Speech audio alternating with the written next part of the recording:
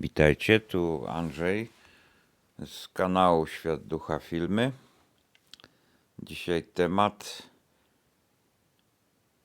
człowiek bez ducha nie rozpozna narcyza. Taki temat bardziej duchowy dzisiaj, więc ileś osób pewnie uzna go za niewłaściwy albo nieodpowiedni, ale to jest zupełnie naturalne.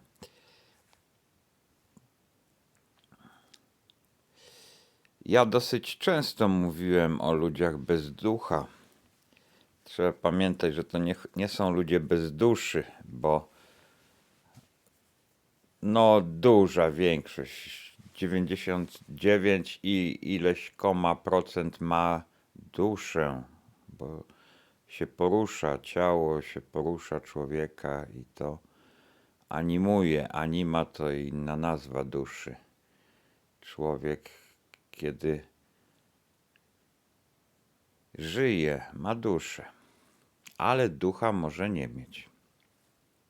Osoby, które mają ducha, mają duże zrozumienie, mogą być przebudzone duchowo. A co więcej, są w stanie mieć głębsze zrozumienie niż ci bez ducha. I tutaj jest właśnie problem narcyzmu, problem tego, że osoby, które się spotkały z narcyzem, były dręczone, które żyły z osobą narcystyczną, jedną, drugą,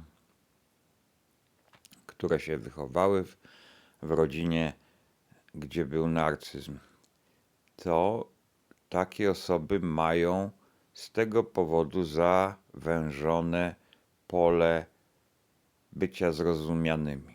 Nie wszyscy was zrozumieją. Wśród psychologów jest takie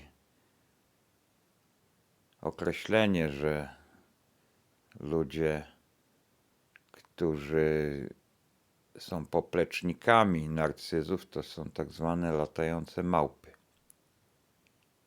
Ewentualnie skrzydlate małpy też się spotkałem.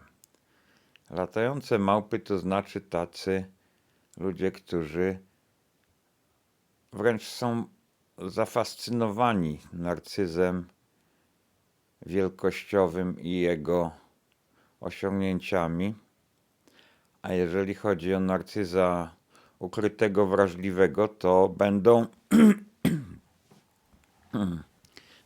będą mieli poczucie, że ta osoba jest skrzywdzona przez życie, że należy jej pomagać, że się należy użalić nad nią, bo taka skrzywdzona jest.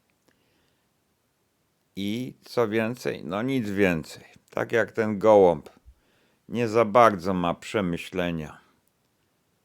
Ma przemyślenia, gdzie jest jedzenie, gdzie nie jest, gdzie nie ma jedzenia, gdzie jest zagrożenie, gdzie nie ma zagrożenia.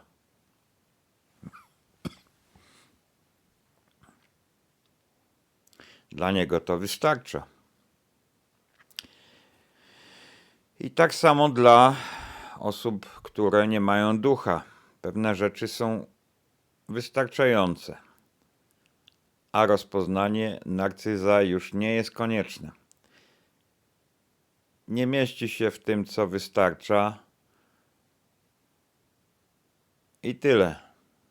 I teraz, jeżeli będziecie chcieli takim osobom mówić, kim jest narcyz, co was spotkało, jak was potraktował, jak was zmanipulował,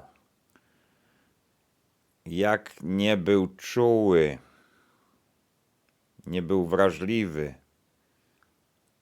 jak nie był współczujący, w domyśle empatyczny,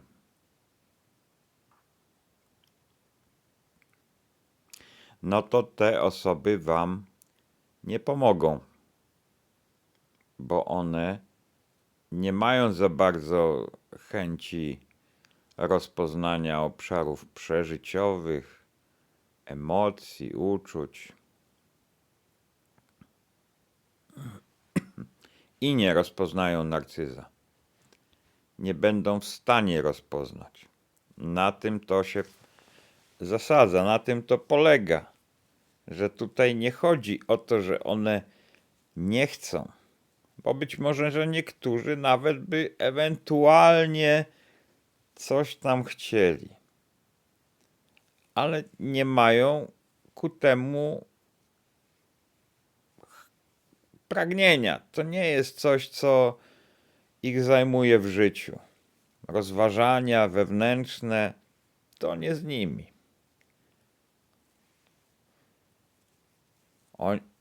Wiecie, mężczyźni będą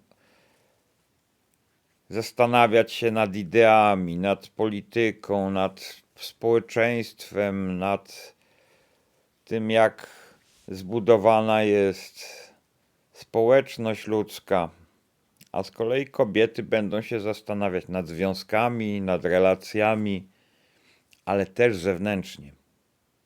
Nie będzie to dochodzenie do głębi przeżywania. Można się zastanawiać nad związkami bez zastanawiania się nad głębią przeżywania. Bo można rozważać, kto z kim i dlaczego. No bo ten z tamtą to chcą to i to, a tamten z kolei tamtego nie lubi i po prostu nie chce go znać. I to jest takie zewnętrzne, mimo że jest to związkowe, mimo że to jest relacyjne.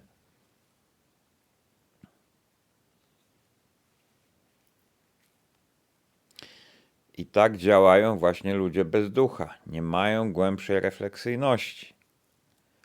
Owszem, opisują często intensywnie to, co przeżywają, bo tutaj intensywność może być bardzo duża.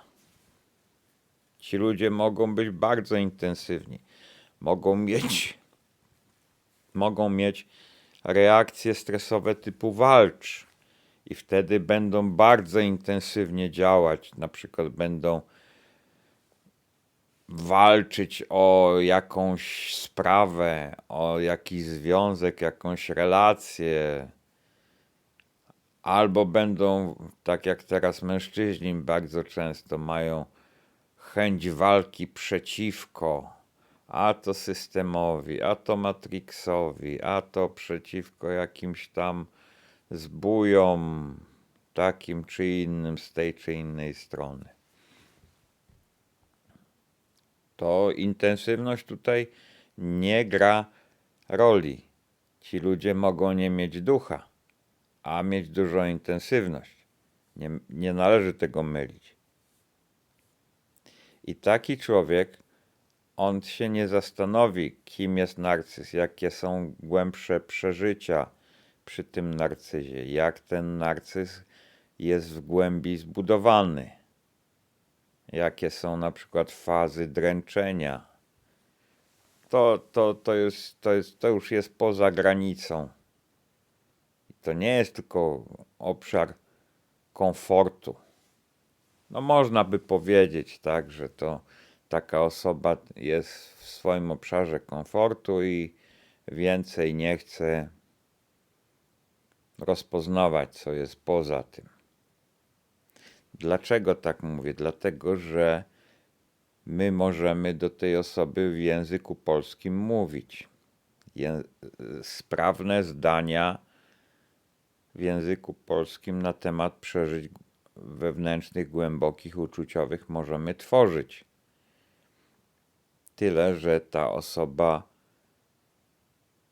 nie będzie rozpoznawać głębi tego. Ona oczywiście zrozumie nasze słowa, nasze zdania, bo jest szkolona w języku polskim i wszystko zrozumie, ale w ogóle nie będzie widzieć sensu tego, dlaczego my to mówimy. Po co to jest? Po co my to mówimy? To cię zajmuje jakoś? Zapyta. Po co ci to jest? Nie rozważaj tego. Dlaczego ty się tak zagłębiasz w to? Po co ci to jest? Robisz sobie problemy w życiu? Zajmujesz się jakimiś głupotami, taka osoba bez ducha powie. Weź się za coś konkretnego. Może nawet powiedzieć. Zobacz, my tutaj robimy to i to, a ty gdzieś tam w chmurach latasz. I tak właśnie działają ludzie bez ducha. I oni nie rozpoznają narcyza, nie będą w stanie rozpoznać narcyza i nie będą chętni w tym, żeby zacząć w ogóle rozpoznawać narcyza. A dodatkowo, jeżeli wy rozpoznaliście jakieś symptomy i dla was jest to ważne i istotne, to was będą poniżać, będą bagatelizować to, co odkrywacie, będą umniejszać, bagatelizować to, że macie jakieś przeżycia w związku z osobą narcystyczną, że was ktoś zranił. Ale o co chodzi? Jak to? 2 słowa ci powiedział, ty się czujesz zraniony? Czy zraniona? Tak? Tam nie ma takiego. Tam nie ma tych komórek nerwowych, można powiedzieć w cudzysłowie, tak? Jeżeli byśmy nawet się chcieli odwołać do tych tak zwanych neuronów lustrzanych, prawda? Także poplecznicy narcyza nazywani latającymi małpami są po stronie narcyza z bardzo mocnego powodu.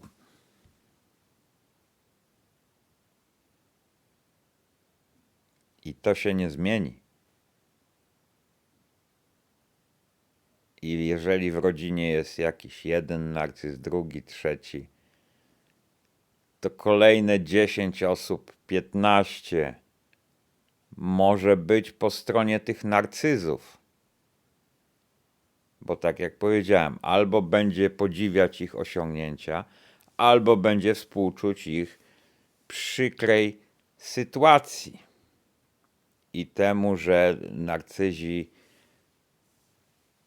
pokazują, jakimi są ofiarami życia, sytuacji, no i trzeba im pomóc, trzeba współczuć, tak.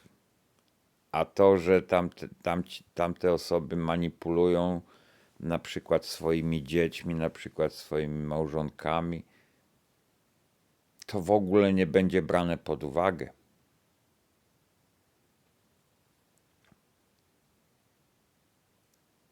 Także ci poplecznicy narcyza są jak ten gołąb, który tak patrzy, rusza głową, raz lewym okiem, raz prawym i się zastanawia, dziobać to czy nie dziobać, czy to jest coś do jedzenia, czy też nie. Tam nie ma dużej mądrości. Także można powiedzieć, że te osoby bez ducha są bardzo podobne do zwierząt. Te osoby są wykształcone, potrafią skończyć uniwersytet, uczelnię wyższą, mieć pracę jakoś zaawansowaną. Natomiast same nie będą refleksyjne. Nie będą głębokie w swoim myśleniu. No i z tym was zostawiam, żebyście mogli zobaczyć sobie, wśród jakich ludzi żyjemy. Pozdrawiam, na razie.